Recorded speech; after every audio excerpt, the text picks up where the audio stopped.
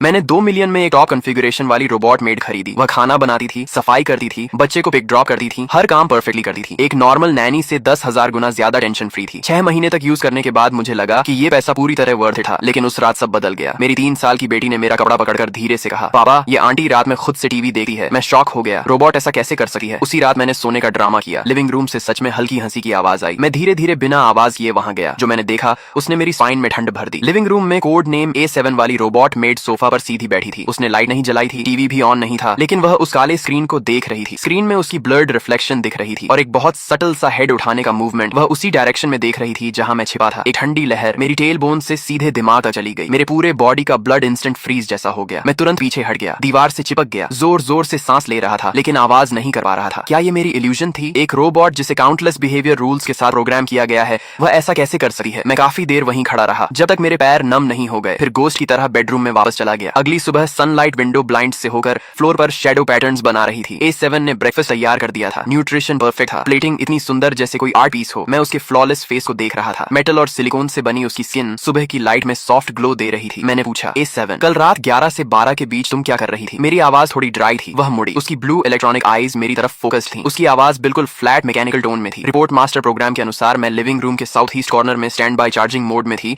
Answer perfect था, बिना किसी फ्लॉ के। लेकिन मेरे अंदर डाउट और बढ़ गया। मैंने घर का CCTV फुटेज निकाला। रिकॉर्डिंग साफ दिखा रही थी कि A7 11 बजे चार्जिंग पोजीशन पर खड़ी थी स्टैच्यू की तरह, लेकिन 11:15 से 11:45 तक पूरे 30 मिनट स्क्रीन व्हाइट नॉइज से भर गई थी। मेरा दिल बैठ गया। A7 ये क्या है? उसने जवाब दिया, रिपोर्ट मास्टर। उस दौरान सिस्टम ने रूटीन क्लाउड डेटा सिंक और फर्मवेयर मेंटेनेंस किया, जिससे टेम्पररी सिग्नल डिस्टर्बेंस हुआ जो नॉर्मल है। फिर वही फ्लॉलेस एक्सप्लेनेशन। मुझे हेल्पलेस फील हुआ, जैसे हवा में पंच मार दिया हो। मैंने अपनी वाइफ सू वंजिंग को कॉल किया। वह एक अथॉरिटेटिव सॉफ्टवेयर इंजीनियर है और टेक्नोलॉजी पर ब्लाइंड ट्रस्ट करती है। फोन पर उसकी आवाज में इरिटेशन था, ये बस एक छोटा सिस्टम बग है, तुम ओवर रिएक्ट मत करो। मैंने कहा, ये बग नहीं है, मैंने खुद देखा है। उसने हंसकर कहा, तुमने क्या देखा? एक रोबोट लाइफ के बारे में सोच रही थी क्या? उसकी टोन में सार्केज्म था। तुम बहुत फ्री हो इसलिए ओवर थिंकिंग कर रहे हो। मैं फोन पकड़े उसकी बात सुन रहा था और अंदर से ठंडा पड़ गया। दोपहर में मेरी बेटी अनैन ब्लॉक से खेल रही थी। उसका पैर फिसला और वह टेबल के शार्प कॉर्नर की तरफ गिरने लगी। मैं चिल्लाया, लेकिन मैं दूर था। तभी कॉर्नर में खड़ी A7 अचानक मूव हुई। वह लाइटनिंग स्पीड से दौड़ी, इतनी तेज कि आफ्टर इमेज दिख रहा था। उसने एनन को पकड़ लिया। पूरा प्रोसेस 0.5 सेकंड से भी कम था। ये स्पीड किसी मशीन के लिए पॉसिबल नहीं थी। और जब उसने एनन को पकड़ा तब उसकी आईज में एक फ्लैश आया। इमेज में थोड़ी डिस्टॉर्शन और ब्लर था, जैसे किसी इनविजिबल हैंड ने बैकग्राउंड में कुछ इरेज कर दिया हो। रात में मैंने जानबूझकर पानी गिराया। A7 क्लीन करो। वह आई और परफेक्टली फ्लोर साफ करने लगी। जब वह झुकी तब मैंने उसके नेक के पीछे देखा। आर्टिफिशियल स्किन के नीचे कॉलर के पास एक बहुत छोटा मार्क था, A और 7 का पैटर्न, टैटू जैसा या बर्न स्कार जैसा। मेरा दिल एक पल के लिए रुक गया। मैंने तुरंत एक्सक्यूज बनाकर सू वंजिंग को कॉल किया। वंजिंग तुम घर आ जाओ, नेटवर्क अनस्टेबल लग रहा है। उसने हंसते हुए कहा, एक रोबोट ही तो है, तुम क्या डाउट कर रहे हो? फोन में उसके कॉलीग्स की हंसी सुनाई दी। मेरा वर्ल्ड टूट गया। मैंने डायरेक्ट सवाल पूछना बंद कर दिया। सबको लगा मैं मेंटली अनस्टेबल हो गया हूँ। अगर कोई बिलीव नहीं करता तो मैं खुद प्रूफ ढूंढूंगा। मैंने सीक्रेटली A7 को ऑब्जर्व करना शुरू किया। एक रात वह आनन को बेड टाइम स्टोरी सुना रही थी। जब कहानी खत्म हुई और छोटी रैबिट अपनी माँ के पास वापस गई, तब मुझे एक बहुत हल्की सप्रेस्ड साई सुनाई दी। इतनी हल्की जैसे इल्यूजन हो, लेकिन वो साउंड मेरे दिमाग में चुभ गई। मैंने ऑनलाइन एक माइक्रो वॉइस रिकॉर्डर खरीदा, उसे टेडी बेयर की आंख में छुपा दिया। वीकेंड पर मैंने अनैन से कहा, हम नानी के घर जाएंगे। जाते वक्त जानबूझकर टेडी बेयर छोड़ दिया। A7 ने रिमाइंड किया, लेकिन मैंने कहा कोई बात नहीं, अगले दिन ले लेंगे। अगले दिन मैं अकेला वापस आया। A7 ने दरवाजा खोला। मैंने टेडी बेयर उठाया और क्लीनिंग का एक्सक्यूज देकर बेडरूम में ले गया। डोर बंद करके हेडफोन्स लगाए और रिकॉर्डिंग सुनी। उसमें A7 की कहानी सुनाने की आवाज थी, क्लीनिंग की आवाज थी, टीवी न्यूज की आवाज थी। सब कुछ नॉर्मल था। मैंने टाइमलाइन आगे बढ़ाई। रात के लेट टाइम पर पहुंचा। 3 बजे पूरा साइलेंस था। जब मैं ऑलमोस्ट गिव अप करने वाला था, तभी एक बहुत हल्की सप्रेस्ड आवाज आई। उस आवाज में दर्द और डिस्पेयर था, जैसे कोई डाइंग एनिमल आखिरी बार आवाज निकाल रहा हो। मेरे हाथ जोर से कांपने लगे। मैंने उस ऑडियो को कट करके एनक्रिप्ट किया और सू वंजिंग को भेज दिया। बिना कुछ लिखे आधे घंटे बाद उसने रिप्लाई किया, प्रोफेशनल सॉफ्टवेयर से एनालिसिस करने पर ये सिर्फ चार्जिंग के दौरान आने वाला वीक इलेक्ट्रिकल नॉइज है, कई डिवाइसेस में होता है। गू चेन, अब इस बात को छोड़ दो, ठीक है? मेरा खून ठंडा पड़ गया। इलेक्ट्रिकल नॉइज, अब वो मुझे सीरियसली भी नहीं ले रही थी। मैं जमीन पर बैठ गया, बेड के सहारे। पहली बार खुद को पूरी तरह अकेला महसूस किया। मैंने सू वंजिंग के साथ चैट डिलीट कर दी और कंप्यूटर से जेनेसिस टेक्नोलॉजी के बारे में सारी सर्च हिस्ट्री भी। जेनेसिस टेक्नोलॉजी A7 की कंपनी है, एक जायंट टेक कंपनी जिसे मीडिया और कैपिटल ने आसमान पर चढ़ा दिया है। इंटरनेट पर सिर्फ उसकी प्रेज है, एक भी नेगेटिव इन्फो नहीं। मैंने ऐड करना शुरू किया कि मैंने डाउट छोड़ दिया है और नॉर्मल हाउसवाइफ बन गया हूँ। मैं A7 से मजाक भी करने लगा, उससे AI प्रोग्रामिंग के बेसिक सवाल पूछने लगा और हर बार वह परफेक्टली जवाब देती थी, बिना किसी गलती के। पूरी तरह से ऑफिशियल और परफेक्ट डेटाबेस नॉलेज के अनुसार मैं तुमसे जवाब दे रहा हूँ। फिर हमारी कॉन्वर्सेशन को लर्निंग इंटरैक्शन के रूप में माँ करके ऑटोमेटिकली क्लाउड पर अपलोड किया जाए। ये सोच मुझे अंदर से बेचैन कर देती है, जैसे वह मुझे मॉनिटर कर रहा हो। नहीं, ये सोच और भी डरावनी थी कि जेनेसिस टेक्नोलॉजी उसके थ्रू मुझे मॉनिटर कर रही है। ये रियलाइजेशन मुझे अंदर तक हिला देता है। एक वीकेंड डीप क्लीनिंग के दौरान मैंने देखा कि A7 स्टडी रूम में एक बहुत heavy redwood book shelf move कर रही थी। वही बुक शेल्फ जो मैंने और सू वंजिंग ने शादी शादी के समय खरीदा था। इतना भारी था कि डर लगा था। A7 ने अपनी पूरी स्ट्रेंथ यूज करके उसे स्मूथली डेजिग्नेटेड पोजीशन पर रख दिया। टास्क पूरा करने के बाद वह वहीं खड़ी रह गई, हाथ नीचे किए हुए। मैंने देखा कि उसकी प्रोस्थेटिक मटेरियल वाली हाथ की फिंगर्स अनकंट्रोलेबली हल्की हल्की ट्रेंबल कर रही थी। ये प्रोग्राम बग नहीं था, बल्कि किसी मसल फैटीग जैसी बायोलॉजिकल रिएक्शन थी। रात को मुझे नींद नहीं आ रही थी। मैंने एक बैकअप टैबलेट लिया जो पहले से मॉडिफाई करके मेन नेटवर्क से डिस्कनेक्ट किया गया था। उसमें एक हिडन बैकअप कैमरा कनेक्टेड था जो अनैन के रूम डोर की तरफ पॉइंटेड था। स्क्रीन पर A7 की स्लिम सिलुएट दिखाई दी। वह रूम के अंदर नहीं गई, बस डोर के बाहर क्वाइटली खड़ी रही, बिल्कुल मोशनलेस। कॉरिडोर की विंडो से मूनलाइट अंदर आ रही थी और उसकी शैडो बहुत लंबी हो गई थी। वह मून को देखती हुई एक स्टैच्यू जैसी लग रही थी। उसके अंदर एक अनएक्सप्लेनेबल सैडनेस थी। उस मोमेंट पर मैं शॉक नहीं था, बल्कि उसके लिए या फिर उस बॉडी के अंदर ट्रैप उस पर्सन के लिए डीप सिंपैथी महसूस करने लगा। मैंने डिसाइड किया कि सू वंचिंग से फेस टू फेस बात करूंगा, हेल्प मांगने के लिए नहीं, बल्कि उसे लास्ट चांस देने के लिए। वह वर्क से घर आया, मैंने अनन को सुला दिया और सारी एविडेंस उसके सामने रख दी। मॉडिफाइड मॉनिटरिंग वीडियो, A7 के फ्रेम की हाई रेजोल्यूशन फोटोज और वह साउंड जिसे वह इलेक्ट्रिकल नॉइज कहता था, लेकिन वह एक हार्ट ब्रेकिंग साइलेंट स्क्रीम जैसा लग रहा था। सू वंचिंग, ये सब देखो। मेरी आवाज अनयूजुअली काल्म थी। उसने ग्लासेस उतारे और काल्मली सब कुछ देखा। कमरे में लॉन्ग साइलेंस फैल गया, सिर्फ क्लॉक की टिकिंग सुनाई दे रही थी। मुझे लगा वह शॉक होगा या एंग्री होगा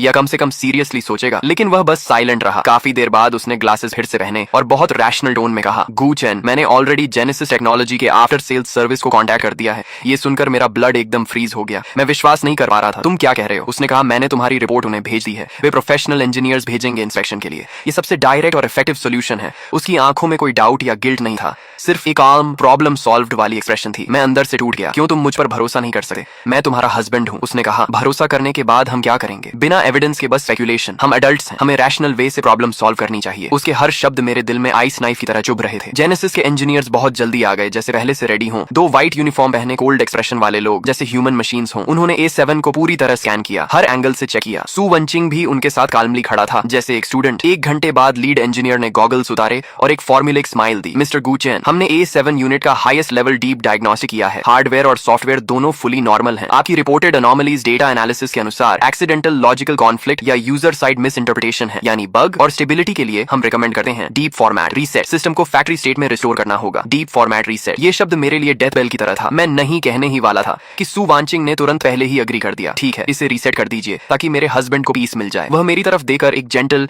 लेकिन स्ट्रेंज स्माइल दे रहा था। उस मोमेंट वह मुझे पूरी तरह अनफैमिलियर और डेंजरस लगा। A7 को सिल्वर मोबाइल आइसोलेशन चेंबर में ले जाया गया। मैं थिक साउंड प्रूफ ग्लास के पीछे खड़ा था। उसे सेंटर में फिक्स किया गया। पावर ऑन होते ही उसका बॉडी अचानक जर्क हुआ। उसकी सिंथेटिक स्किन के नीचे मसल्स वायलेंटली रिएक्ट कर रहे थे। मुझे लगा उसकी एक्सप्रेशनलेस फेस पर एक मोमेंट के लिए अनबेरेबल पेन की झलक आई। मैं ग्लास तोड़ने के लिए दौड़ा ही था कि सू वंचिंग पीछे से उसने मुझे कसकर पकड़ लिया और कहा, कृपया शांत रहो, वे समस्या का समाधान कर रहे हैं। मैं पूरी ताकत से छूटने की कोशिश करता रहा, चीखता रहा और अपनी आंखों के सामने देखता रहा कि मेरी सारी मेहनत और एकमात्र सबूत सिस्टम द्वारा फॉर्मेट कर दिए गए। 20 मिनट बाद फॉर्मेटिंग पूरी हो गई। A7 उस कंटेनमेंट यूनिट से बाहर आई, लेकिन अब वह पहले से भी ज्यादा परफेक्ट हो चुकी थी। उसके कदम मिलीमीटर तक सटीक थे। उसकी मैकेनिकल आवाज में अब कोई भी नॉइज या गड़बड़ी नहीं थी। हर मूवमेंट घड़ी की तरफ बिल्कुल प्रिसाइज था। वह मेरे सामने आकर हल्का सा झुकी और बोली, मालिक, A7 आपकी सर्विस में है। उस रात सू वंचिंग बिस्तर के किनारे बैठकर मुझसे माफी मांगती रही। पति, मुझे माफ कर दो, आज मैंने जल्दबाजी कर दी, लेकिन मैं सिर्फ जल्दी सॉल्यूशन चाहती थी ताकि तुम और ज्यादा कंफ्यूजन में न रहो। मैं उसकी तरफ ईट करके खिड़की के बाहर रात को देख रहा था और कहा, सू वंचिंग, हम अलग कमरे में सोएंगे। मैं उसे पूछ नहीं रहा था, मैं उसे इन्फॉर्म कर रहा था। वह औरत जिसके साथ मैं 5 साल से रह रहा था, मेरे बच्चे की माँ, उसने आज मुझे ही डार्कनेस में धकेल दिया था। वह सोचती थी कि वह प्रॉब्लम सॉल्व कर रही है। नहीं, उसने दूसरों के साथ मिलकर मुझे ही डिलीट करने की कोशिश की थी। फिर मैंने एक एक्टिंग शुरू की जैसे सब कुछ नॉर्मल हो गया हो। मैं नए A7 पर स्माइल करता, उसे काम देता और उसके बारे में कोई सवाल नहीं करता। सू वंचिंग इससे बहुत खुश थी। उसे लगा कि उसका तरीका सक्सेसफुल हो गया, लेकिन उसे नहीं पता था कि कुछ टूट जाने के बाद फिर कभी वैसा नहीं होता। मैं चुपके से इंटरनेट पर डेटा रिकवरी और हैकिंग से जुड़ा पूरा इक्विपमेंट मंगवाया। दिन में मैं एक नॉर्मल परिवार जैसा बिहेव करता और रात में सब सो जाने के बाद खुद को कमरे में बंद करके उन टेक्निकल नॉलेज को सीखा। मैं नए A7 को 1 हफ्ते तक ऑब्जर्वेशन से देखा और पाया कि वह हर रात 4 बजे अपने सभी लोकल कैश डेटा को डिलीट कर देती है, लेकिन उसके सिस्टम के अंदर एक एनक्रिप्टेड लॉग फाइल थी जिसे कोई भी क्लीनिंग सिस्टम छू नहीं सका था। वही उसका ब्लैक बॉक्स था। उसे पाने के लिए मुझे फिजिकल पोर्ट चाहिए था और वह पोर्ट उसकी गर्दन के पीछे उस A7 मार के नीचे छिपा था। उसे खोलने के लिए सिर्फ कंपनी का स्पेशल टूल चाहिए था। मेरे पास वह नहीं था, इसलिए मुझे एक एक्सीडेंट बनाना पड़ा। शनिवार की दोपहर मैंने बच्चों से कहा, चलो लुका छिपी खेलते हैं। A7 को काउंटिंग दी गई। मैंने सीढ़ियों के मोड़ पर एक बेहद स्लिपरी कांच की गोली रख दी। जैसे ही A7 बच्चे को लेकर नीचे आ रही थी, उसका पैर उस पर पड़ा और वह बैलेंस खो बैठी। लेकिन उसी पल उसने एक इम्पॉसिबल रिएक्शन दिया। उसने हवा में ही अपना शरीर ट्विस्ट करके अपनी बैक को सीढ़ियों के किनारे मेटल के उभरे हिस्से से टकरा दिया ताकि बच्चा सेफ रहे। बच्चा बिना इंजरी के नीचे गिर गया। जोरदार साउंड आया, लेकिन A7 गिरते ही धीरे से बैठ गई और बच्चे को गोद में लेकर शांत कराया। फिर उसने ऊपर मेरी तरफ देखा। उसकी नीली इलेक्ट्रॉनिक आंखों में अब ठंडक नहीं बल्कि कंसर्न और क्वेश्चन थे, जैसे वह सच में समझ रही हो। उसी मौके का फायदा उठाकर मैंने कहा कि उसकी गर्दन में चोट लग गई है, मैं चेक कर देता हूँ। उसने ट्रस्ट करके सिर झुका दिया और मैंने कांपते हाथों से डेटा केबल उस हिडन पोर्ट में डाल डाल दी। स्क्रीन पर डेटा ट्रांसफर शुरू हुआ। मेरा दिल तेज धड़क रहा था। जैसे ही 99 पहुंचा, अचानक एक ठंडी ग्रिप मेरे हाथ पर पड़ी। A7 ने मेरा हाथ कसकर पकड़ लिया। उसकी ताकत असाधारण थी। मेरी हड्डियां तक दबने लगी। तभी दीवार पर लगी फैमिली फोटो अचानक गिरकर टूट गई। A7 की आंखें लाल हो गईं और तेजी से फ्लैश करने लगी, जैसे अंदर कोई सिस्टम बैटल चल रहा हो। लेकिन मैंने शांत रहते हुए कहा, मैं तुम्हारा एनिमी नहीं हूं। कुछ सेकंड बाद उसकी पकड़ ढीली पड़ गई। उसने धीरे से मेरा हाथ छोड़ दिया और पीछे हट गई। उसकी आंखें फिर से शांत नीली लाइट में लौट आईं।